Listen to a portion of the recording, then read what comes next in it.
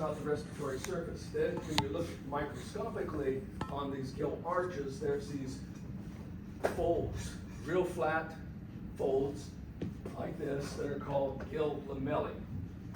That's the respiratory surface. That's the place where gas exchange will take place. The other structures are too thick with cells and other types of tissues to allow any sort of gas exchange. But these gill lamellae happen to consist of a simple squamous epithelium, one cell layer thick, okay? And so as the water crosses between these lamellae, within the lamellae is a capillary bed, okay? So it's just like in the villus of the small intestine, we have two epithelia that separate in this exchange system. So oxygen would have to leave the water, cross the apical, or the apical membrane, plasma membrane of a lamellar cell, then the basal plasma membrane of a lamellar cell, being interstitial fluid, then the basal side of a capillary, and then the apical side of a capillary, and it's in the blood, right? So this is the arrangement. All this creates for a large surface area, okay? Large surface area. So the gills are the respiratory organ, but the respiratory surface is the lamellae. This is where the gas is exchanged, all right? Now, something very interesting here is that the blood that is going through the lamellae in the capillary bed is going in the opposite direction of the water. That's significant. This is called a countercurrent exchange system. And it's not the first, this will not be the first time in physiology that we come across countercurrent exchangers. Countercurrent exchangers are real important because what it means is that the water is going in one direction and the blood is going in the opposite direction. They're flowing in opposite directions past each other. And this is a physiological system for extracting the highest amount of material. If they were co-current, okay, let me go back here. Is it on this slide? If they were co-current, so here is our water, or yeah, here's that is, okay, this is the blood, that's the water, even though it happens to be red. Water is moving that way, blood is moving that way. First of all, the water is 100% saturated. Okay, it's holding as much oxygen as it possibly can. Okay, 100%. And the blood is 0%, it has no oxygen in it whatsoever. Now, at the cellular level, gases move down concentration gradients. There's no pumps. It's simple diffusion. And the gases, such as carbon dioxide and oxygen, they are small enough and nonpolar that they can cross through phospholipid bilayers. There's no problem here. So it's always down. So if this is 100% and gas moves here, then this is going to move up to 20%, that's going to drop down to 80%, and the most we'll ever be able to extract is when they reach equilibrium at 50%. We will only be able to take out 50% of the oxygen, okay, because then they're going back and forth. But when it is countercurrent, first of all, here, this is our water, this is our blood. They're going in opposite directions. First of all, the blood doesn't have a whole lot of oxygen, but it's taking oxygen. But if this is 100%, the blood here is 95%, we have a gradient. And oxygen's going to move in until this becomes 100%. This will drop down to 90%, but it keeps moving. And so with a countercurrent exchanger, you can extract just about all of it, okay? That's a very significant aspect of this. And now this is not the only phenomenon with countercurrent exchanges. I don't know, I probably didn't give you, wait a minute, not going to, yeah, okay. Birds that happen to wade in cold water, okay, like around here. Water's real cold, they have a blood supply going into their legs. Legs are pretty thin. If they were standing in cold water, then, okay, this is standing on ice, but think of water birds where their legs are completely in the cold Pacific Ocean out here. They would be losing a lot of heat. Heat is also moving from high temperature to low temperature, okay? And they would have to, metabolically, in order to keep warm, would have to expend a lot of energy. And it so happens that their arteries and veins are arranged in a common current exchanger, so that as warm blood is going in, it is meeting cooler blood coming out, and therefore the heat is transferred over. By the time we get down to the toes, you know, the blood is pretty cold, all right? But as this cold blood then goes back up through the vein, it is meeting warmer and warmer blood, and heat is being transferred over from the warm blood into the cold blood to warm it up. And by the time it reaches the main part of the body, once again, it is conserved the heat. And so this is a system that another type of countercurrent exchanger. We'll come across other countercurrent exchangers a little bit later on. Okay, so this is what is happening in fish gills. Notice here too that since this is breathing water, water is moving through the system in one direction. It doesn't reverse. Like if we breathe air in, breathe air out in two different directions, but here all of the water is entering through the mouth, going through the gills, through the lamellae, and out the opercula at the back of the head. And so water is moving in one direction. Okay? Now, fish, in order to ventilate, one is something called ram ventilation, where the fish is just swimming with its mouth open. Okay, if it's swimming, then its body is what's causing the ventilation. It's moving forward, and water just comes in through the gills and out through the back of the gill chamber through the opercula. However, fish do not constantly swim. Tuna do, okay, that type of fish, but other fish, they don't necessarily swim all the time. And so there's a positive pressure, negative pressure system here for moving the water through, over the gills when the fish is not moving, okay? One is for the negative pressure or positive pressure. It will take in water in the buccal cavity. When it closes its mouth, this puts pressure on the water, okay? Because the mouth is open, that's a large volume, and now when it closes, it's small volume, and therefore that makes the water high pressure compared to the pressure in the gill chamber, and therefore things are moving down pressure gradients. The water will move into the gill chamber.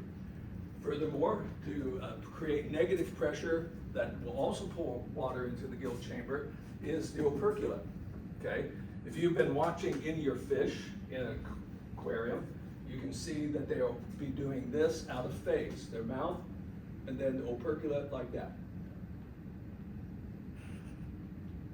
Okay, what's that doing? When the opercula open like that, it's now increasing the chamber, the space in the chamber, creating low pressure. So high pressure in the mouth, low pressure in the gill chamber pulls the water through. And so this is the system, and they have to be slightly out of sync in order to create this. So this is the ventilation in a fish, okay? All right, jumping from vertebrates to insects. We already talked about trachea, but this is a special type of system. This is a system where blood has nothing to do with it, okay? So they have pipes, piping that system that goes all the way through the body, on the sides of the abdomen, and two places on the thorax there are openings called spiracles that can be closed, okay? So they're not just open holes, but these are spiracles, and the air will enter this tube system, which tracheals will break down into smaller and smaller and smaller tracheoles and deliver gas, air directly to a cluster of cells. So the circulatory system is not involved there at all.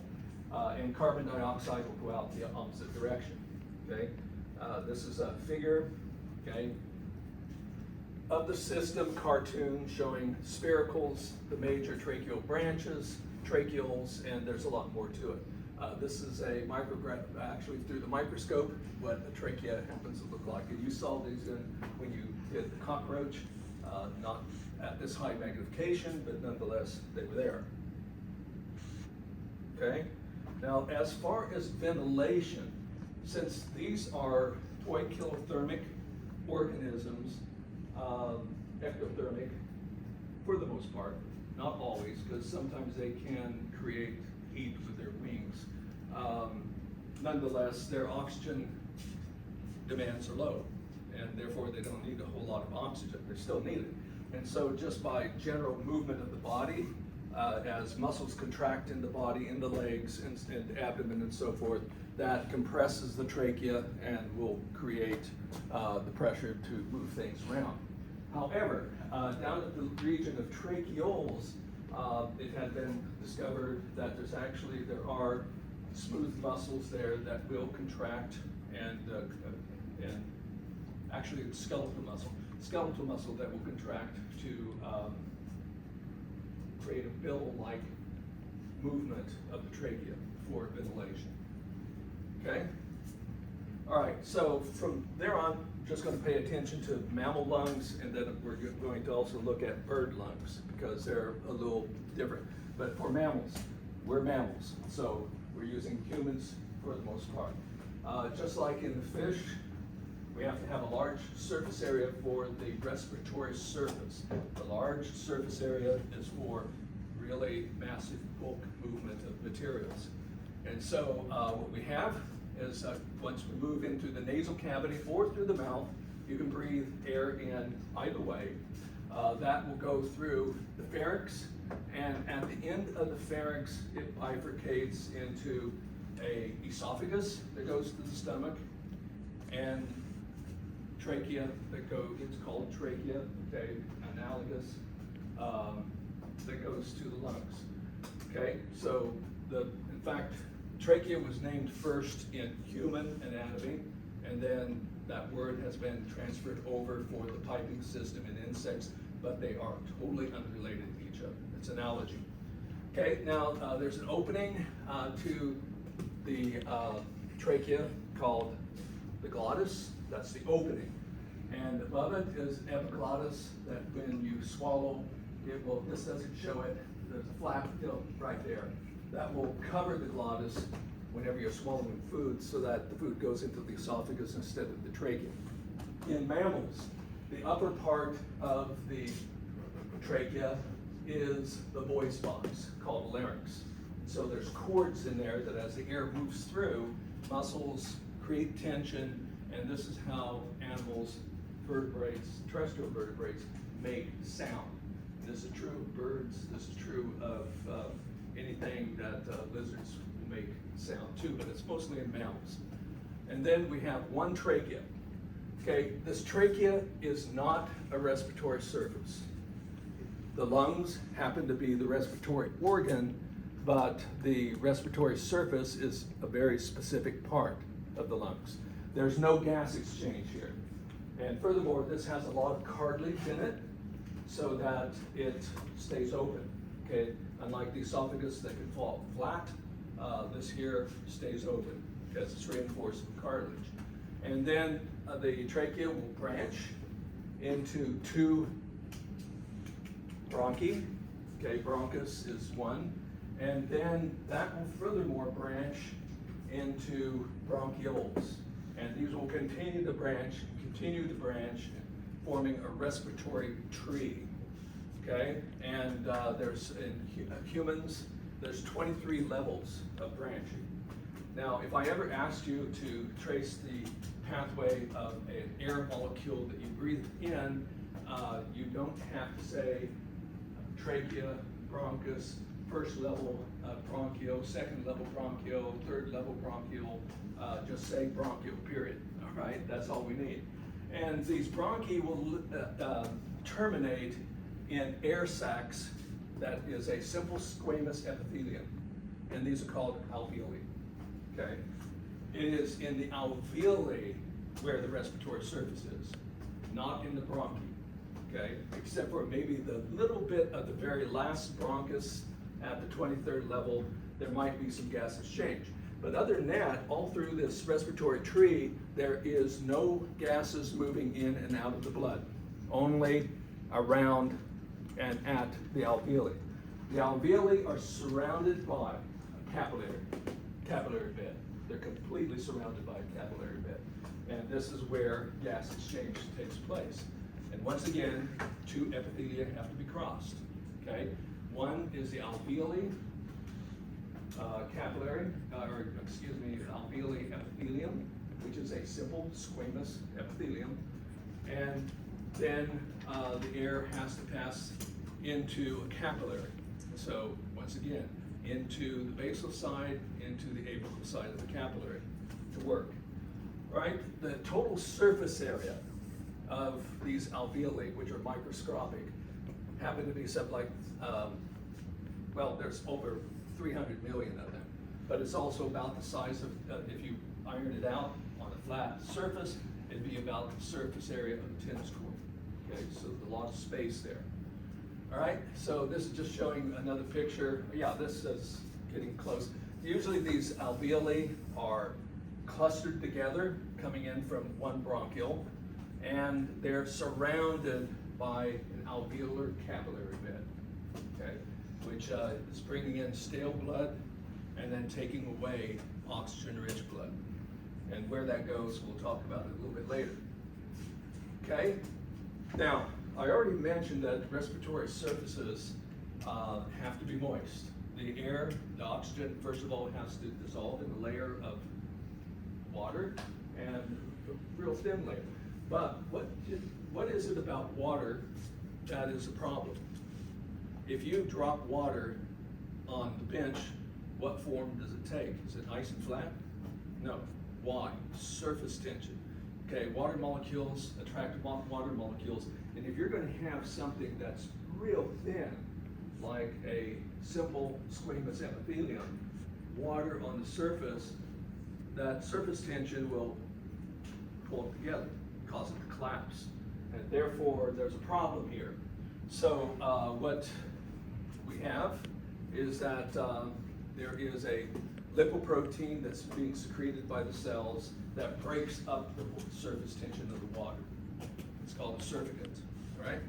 Okay, so the human alveoli, it's about 100 square meters, it's quite a bit, and the lining of these bronchi and bronchioles are ciliated. Okay, it's most of this tissue that lines the bronchioles and bronchus happen to be pseudo-columnar epithelium, mycelium. Some of these cells will secrete mucus, which is sort of a complex mixture of some proteins and mostly glycoproteins, but nonetheless, any stuff that you breathe in that settles out, such as dust, pollen grains, fungal spores, stuff that's in the air, we have a lot of it. It doesn't fill up your lungs because the lungs are a dead end bag, okay? So this will fall on the mucus, and this mucus by ciliary action is constantly being pushed up toward the top of the trachea, where you clear your throat, and if you're polite, you swallow it, okay? Because it is recyclable. Once it gets into the digestive system, you get it back, right? Okay, so exchange. Oxygen will have to move across the apical plasma membrane of an alveolar cell, basal plasma membrane of an alveolar cell, into interstitial fluid, through the basal side plasma membrane of a capillary cell, into the apical side of a capillary cell, into the blood, okay? And carbon dioxide has to move just the opposite direction, okay? So this is electron micrograph showing what these alveoli have various types of magnification. So it's real spongy-like, have a lot of space there. Okay, now jumping back to the frog, ventilation. Incidentally, the lungs in frogs, they do not have alveoli, okay? it is basically a big smooth bag, okay? They have what is called a unicameral lung, meaning one chamber. They use their skin also, okay? And so it's sort of like a balloon, okay? So there is capillaries up here. As evolution got more sophisticated with some reptiles, is that some of this epithelia has become folded. But this here is still a unicameral lung. But in some more active types of reptiles, these folds have actually become large chambers, still not alveoli, usually with a good central pipe coming down the middle, and this is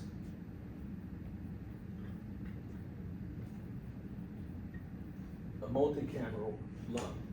Okay, the whole point here is that this is creating more and more greater surface area, okay, for oxygen and gas exchange.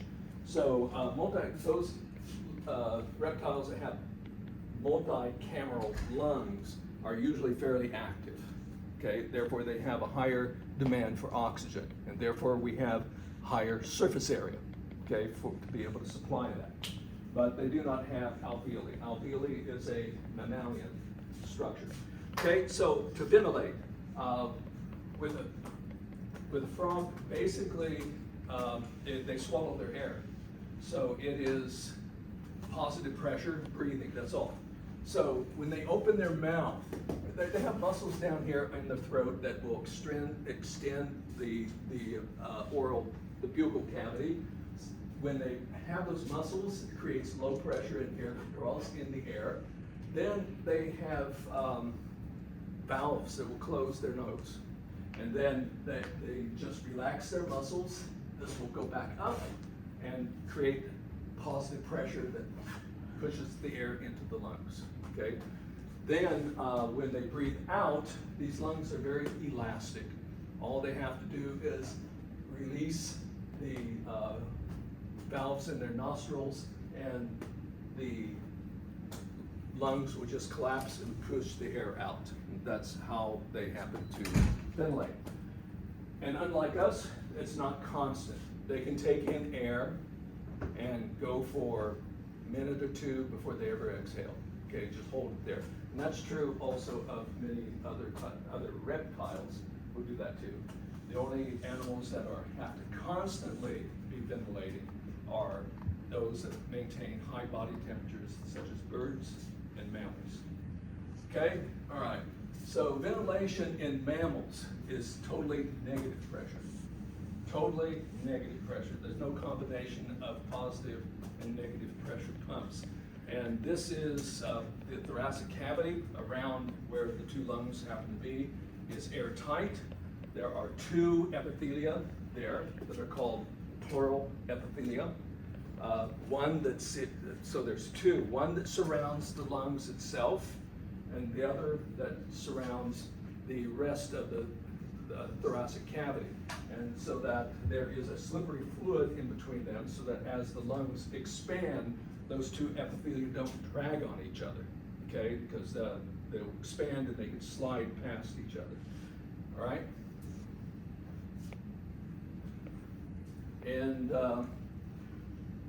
we have a muscle, skeletal muscle, that goes right across here that separates the thoracic cavity from the abdominal cavity, and this is a diaphragm. Mammals have a diaphragm, no one else has, okay? And so it's both of these that will expand the chest cavity, where the lungs are, okay? So when the diaphragm contracts, it goes downward, okay, which creates more space in the thoracic cavity. At the same time, the intercostal muscles of the outer intercostal muscles of the ribs pull the rib cage up and out. So both of these actions is taking a small space that's in that pleural cavity and expanding it. Okay, when you do that, it creates low pressure. So low pressure in the lungs, air simply moves in, okay? It's being pulled in by low pressure. Then to exhale, now this takes ATP, obviously, muscle contraction, but to exhale, the muscles just relax. The diaphragm is elastic, springs back upward, and the intercostal muscles, when they relax, the ribs go down, so that is pressing and pushing the air out, okay? But no energy is required, okay? That's just relaxation. So totally negative pressure breathing in mammals, okay? And this is just diagram showing it. Diaphragm goes down, intercostal muscles pulling the ribs up and out. Now, there's certain terms about breathing. One of these is, in fact, there's a bunch of terms in this class. We're not going to go into all of them. But when we talk about tidal volume, this is the amount of air that you're inhaling and exhaling during normal breathing, when you're not really exercising. And it's not a whole lot. It's about 500 milliliters on average. So that's all the air that's being moved in and out. However, when you increase your activities, you have to also increase the amount of volume that's coming in. The maximum amount of air that can be taken into the lungs is called vital capacity. It's the maximum amount of inhaled air that you can have during strenuous exercises, okay? When you're running up Mission Peak at 20 miles an hour, okay? Then there you're breathing pretty heavy, and it's different for males and females on average. On average, this has nothing to do with the sex of the individual. It has everything to do with size. On average, males are just bigger than females, that's all. There's a lot of overlap. So this can increase tidal volume to vital capacity from 500 milliliters to almost 3.4 liters, okay? Or almost 5 liters in males. And so this is quite an increase, okay, of oxygen. Now, the thing is, because of all these pipes, trachea, bronchi, all those bronchioles, when you exhale, they do not collapse. They do not collapse. And if you force as much air out of your lungs as you can, okay, force it out, you still have air in your lungs, okay? You can't get rid of it, all right? This is called residual volume, and it can be quite a bit, all right? Now, there is some capacity for these bronchioles. They do have smooth muscle, and therefore, under hormonal control and also nervous control, they can relax so that they dilate, or we can also constrict them. However, we can't constrict them to the point where we're getting all this air out, okay? So we have quite a bit of air there, and it's residual, yes? Circling back to tidal and vital capacity, that is per respiration, per breath. Yep, yes, exactly. All right, so furthermore, when you breathe in, think about this. When you breathe in, this air that you're breathing in, it's only the first part of it that ever reaches the alveoli.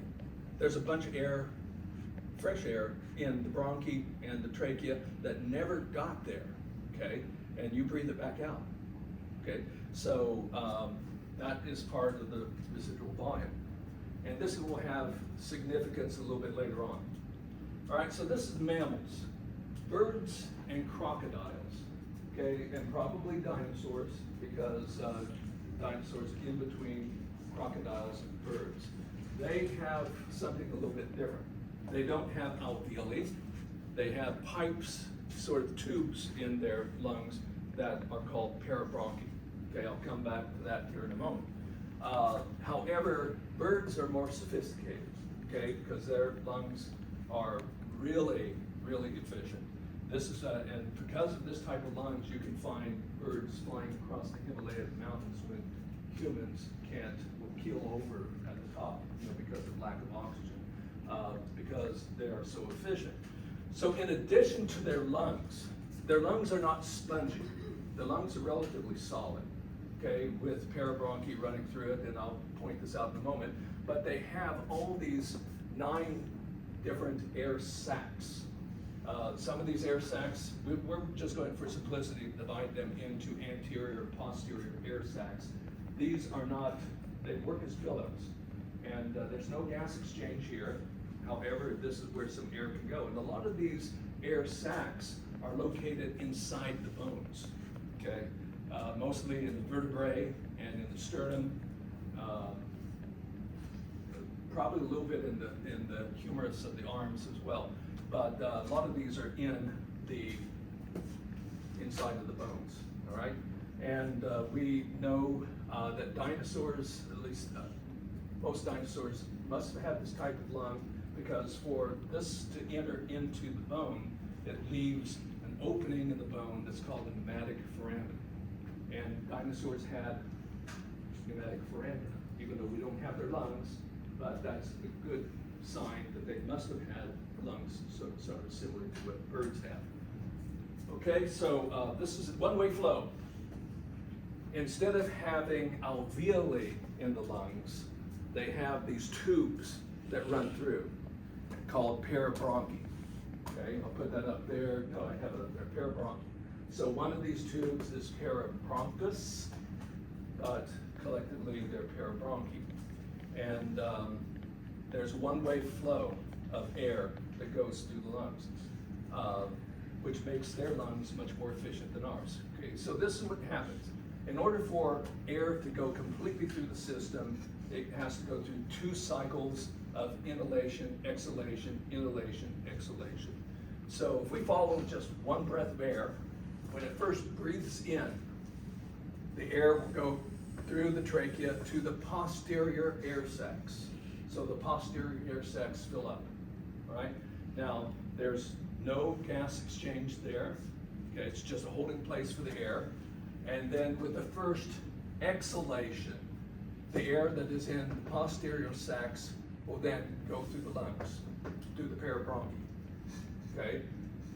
With the second inhalation, the air that is going through the parabronchi in one direction go into the anterior air sacs.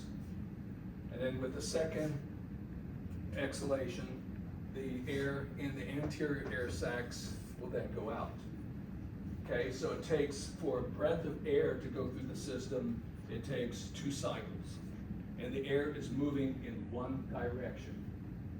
Now that's going to be significant because there's no residual volume. There's no residual volume. Okay? And so they extract a lot of their air.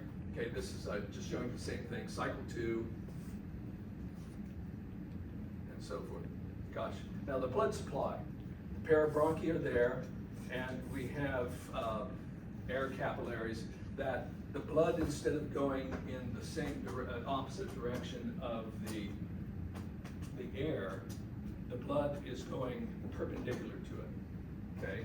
So this is cross current, okay? Co-current exchange systems, the 2 items are moving in the same direction, parallel to each other. Counter-current exchangers, they're going in opposite direction. Cross-current, they're going perpendicular, okay? And so this is almost as efficient as counter-current. It comes very, very close. And so a lot of the oxygen can be extracted out of the air and delivered into the blood. Okay? All right. Going back to mammals. Okay, all the gases will only be going down currents, going down concentration gradients from high pressure to low pressure. And so if we look here at the lungs in humans or in mammals, first of all, not all the air is oxygen, only about 21%. And I'm sort of rounding that off. It's actually closer to 22, but we'll stay with 21. Whereas 78% is nitrogen, which is inert. However, we're only interested in the pressure created by the oxygen, okay? Because these gases move independently of each other down their own concentration gradient. And so if at sea level, the average atmospheric pressure is 760 milligrams of mercury. There's many different ways to measure pressure. It can be in pascals, kilopascals, torrs, etc. We're going to stick here with millimeters of mercury. And so at sea level, the atmosphere, all the gases combined, are creating a pressure of 760 millimeters of hydrogen, or mercury, sorry. 21% of that pressure is for oxygen. That's referred to as partial pressure. So the partial pressure of oxygen at that pressure would be 0.21 times the total pressure. So that works out to being 160 millimeters of mercury, okay? It's a pressure that's equal to a column of mercury that is 160 millimeters high. All right, so this is what you're breathing in, 160. We're only paying attention to the partial pressure of oxygen. Now, when this, the blood is coming in to the lungs and the capillaries, its partial pressure is 46. Do we have a gradient for oxygen? Which way? Into the blood, okay?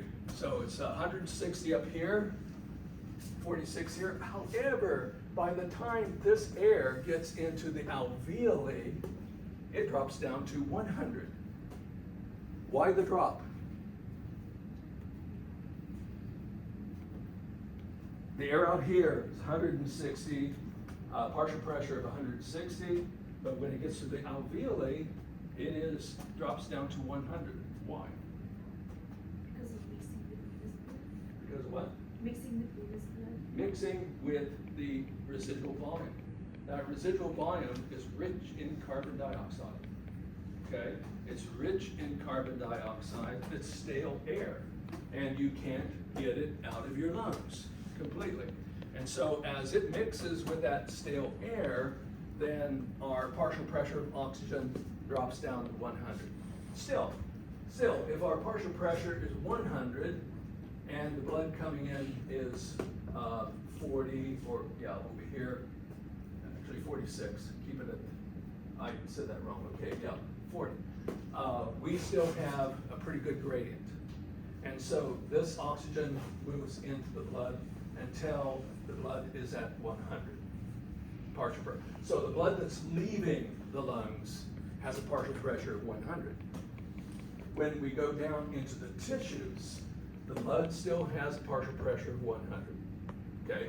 But the tissues, because they're consuming oxygen, have a partial pressure of around 40. It's variable. Do we have a gradient? Which direction is the gradient? It's from the blood into the tissues, okay? Because the partial pressure of the oxygen is higher in the blood, 100, 40 in the tissues, oxygen moves out. Simple diffusion, there's no pumps. Until we've unloaded the oxygen, and so the blood that's leaving the capillary will now have down to 40. So we unload a lot of it. And so this is the way it works. Now, carbon dioxide, let's look at it. In the atmosphere, there's very little of it, 0.23.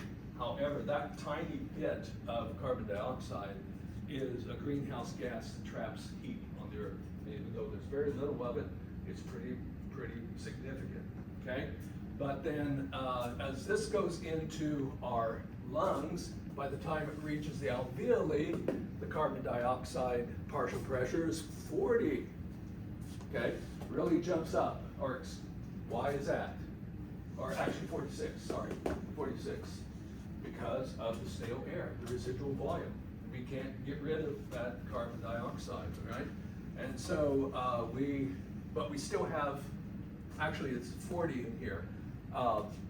The blood has a partial pressure of 46. So is there a gradient? 40 versus 46, what direction? Out, okay? So the carbon dioxide would move from the blood into the alveolar spaces, okay?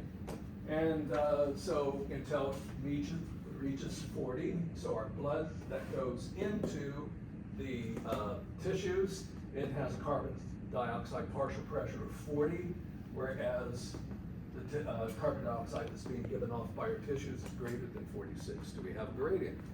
Yeah, of course. And this time it's carbon dioxide goes into the blood. So all this is going by partial pressures, all right?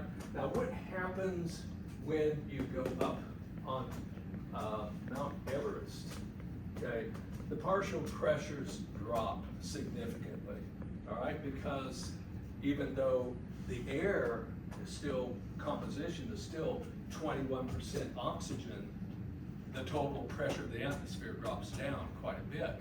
And so if you were up here, what would be the partial pressure of oxygen?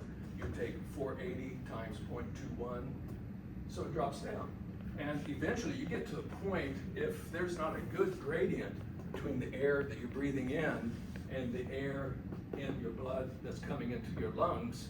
In other words, if this drops down to say 50, partial pressure of 50, we don't have a very good gradient there. Well, it's still enough, but what happens if it drops down to, the partial pressure of oxygen drops down to 35? Now, you still have a gradient, but which way would it be going? You'd be losing oxygen out of your lungs instead of gaining it, okay? And so this is all by partial pressures. Okay, now, your blood is a warm fluid. We maintained it at 37 degrees, actually at 38 degrees, somewhere around there. How well do gases dissolve in warm liquids? Not very well, okay? Not very well. And therefore, in order to increase the carrying capacity of the blood, we have respiratory pigments. Okay, so oxygen is not very soluble, and especially if it's a warm fluid. Okay, and therefore, in order to carry all this, then there are these respiratory pigments that usually have a metal ion in a protein. And there's two different categories, something called hemocyanin. This is in arthropods, mollusks, and it contains copper, surrounded by a particular globe and proteins. And when this is oxygenated, it is blue. Okay, these are called pigments simply because they're colored. Okay, they absorb certain light and transmit others. Hemoglobin, when it is oxygenated, it has iron in it, and it's in vertebrates. It's inside red blood cells. It's not free in the blood. Whereas sometimes this hemocyanin in arthropods, it's free in the hemolymph. It's not being carried in any cells. Okay, and this is not in all arthropods. It's definitely not in insects. Okay, insects, they have trachea, but spiders, they don't. Okay, so they would have hemocyanin. So this is red when it is oxygenated. And we have one oxygen molecule that's bound per heme, and in humans, mammals, hemoglobin consists of 4 heme groups. 2 of them in the alpha globin, 2 of them in the beta globin, and therefore we can carry a lot of oxygen. In a human, in 100 milliliters of blood, there's 5.4 times 10 to the 20th power heme groups. I have no idea what the name of that number is, okay? 10 to the 20th power, it's quite a bit, right? So we can carry a lot of oxygen. Now, the hemoglobin is arranged in such a way with these 4 different subunits that it exhibits something that is called cooperativity. We talked about cooperativity last semester with regard to enzymes. Do you guys remember what cooperativity is?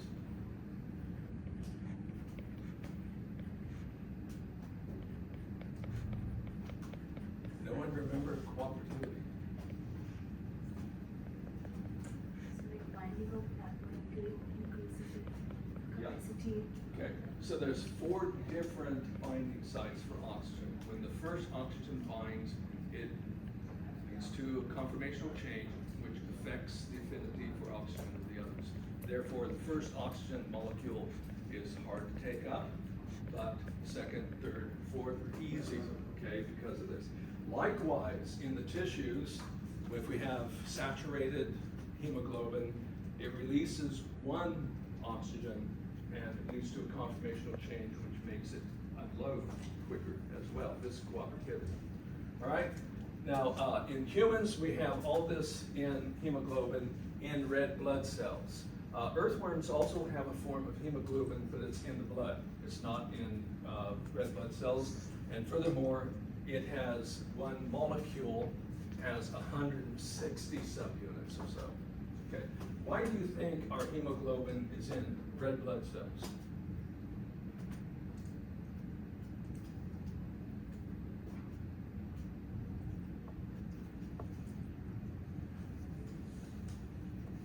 Why do you think? Oxidation?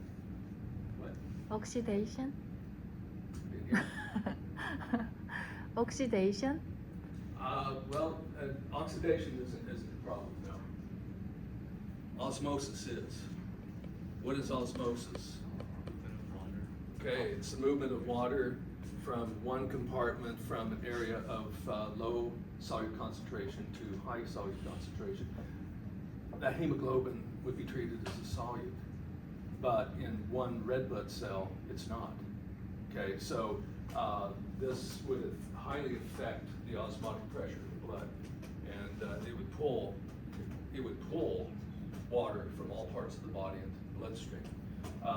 This is somewhat similar because having hemoglobin with 4 subunits, here it has 160 subunits, is counted and treated as one solute particle.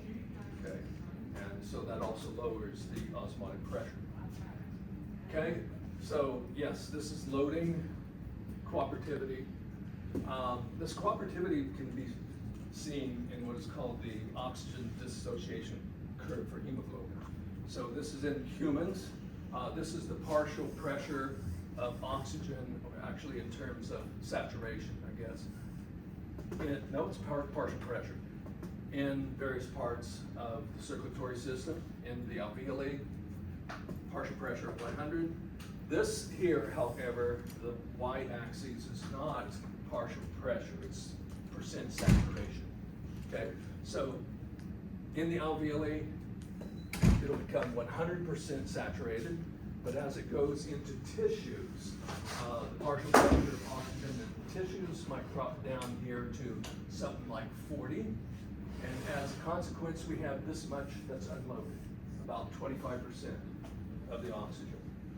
Okay, 25%. But if the partial pressure were to drop in the tissues further down, then the unloading is even higher.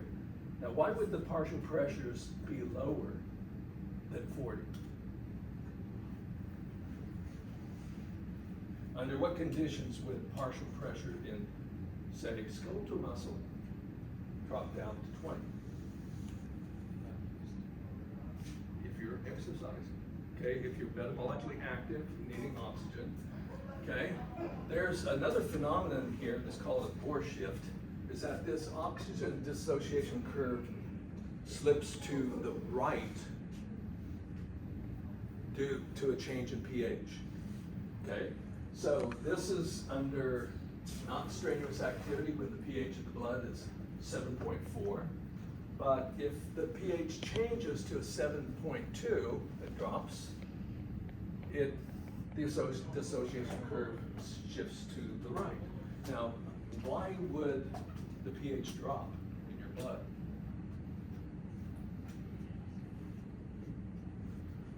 What would lead to the pH dropping in your blood? What? Lactic acid. But where would the lactic acid come from?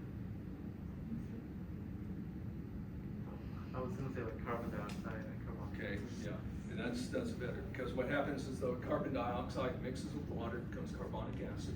Okay, so if you're producing a lot of carbon dioxide, high activity, okay, then the pH is going to drop, and and what does that do? So here at partial pressure of 40, if it becomes more acidic, then we're unloading more oxygen. at that point, more oxygen than if it was at 7.4. Obviously, this is a homeostatic mechanism, because if you're actively, tissues are very, very active, they need the oxygen, and therefore this leads to more release.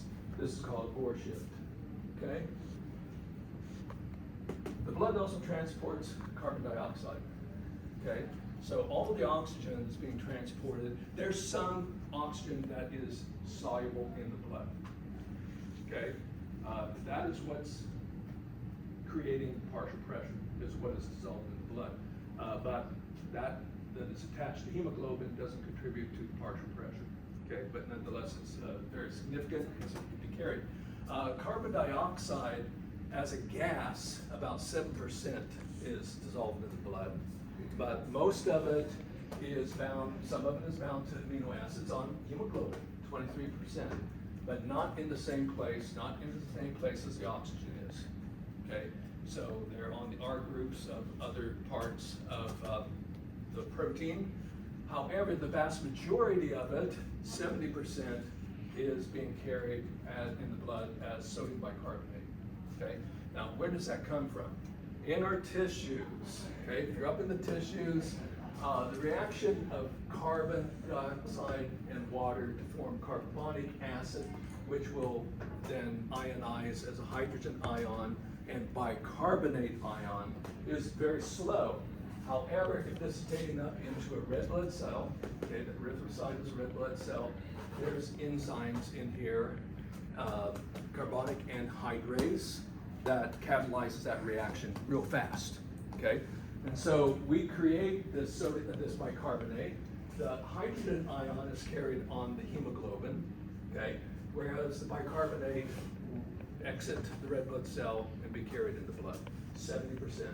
When we get to the lungs, due to the partial pressures of carbon dioxide, the reaction goes in reverse. So the red blood cells will then take up the bicarbonate, and using the same enzyme, carbonic anhydrase will break down the carbon dioxide in water, and then the carbon dioxide will diffuse into the alveoli, where it will then exit. Okay? All right. That finishes this respiration. Okay, I wanted to